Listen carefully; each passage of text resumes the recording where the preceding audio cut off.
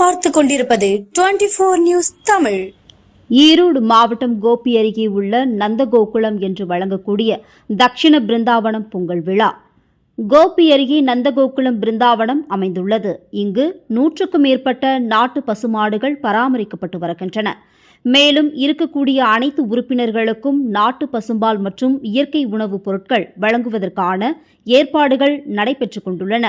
பொங்கல் பண்டிகையை முன்னிட்டு கோலாகலமாக பொங்கல் வைத்தும் விளையாட்டு நிகழ்வு வைத்தும் தமிழர் பண்டிகை சிறப்புடன் கொண்டாடப்பட்டது. இதில் 150க்கும் மேற்பட்ட விளையாட்டு வீரர் வீராங்கனைகள் கலந்து கொண்டனர். ராஜஸ்தானில் இருந்தும் பெண்கள் கலந்து கொண்டு பொங்கல் விழாவை முன்னிட்டு பல்வேறு வகையான விளையாட்டுப் போட்டிகள் நடைபெற்ற இதில் கலந்து கொண்டு சிறப்பித்தனர்.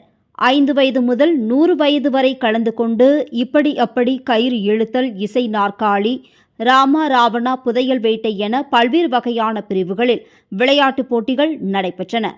இவ்விழாவிற்கு அகஸ்தியா தற்காப்பு கலை பயிற்சி மூலமாக செய்முறை விளக்க நிகழ்வும் நடைபெற்றது.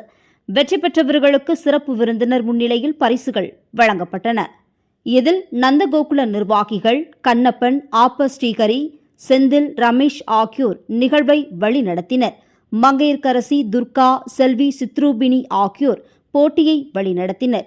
ரென்சி குணசேகரன், செம்பை கணேஷ் ஆகியோர் கலந்து கொண்டு விளையாட்டு நிகழ்வுக்கு வழிகாட்டினர். 24 நியூஸ் தமிழ் செய்திகளுக்காக ஈரோடு மாவட்ட செய்தியாளர் செந்தில்குமார்.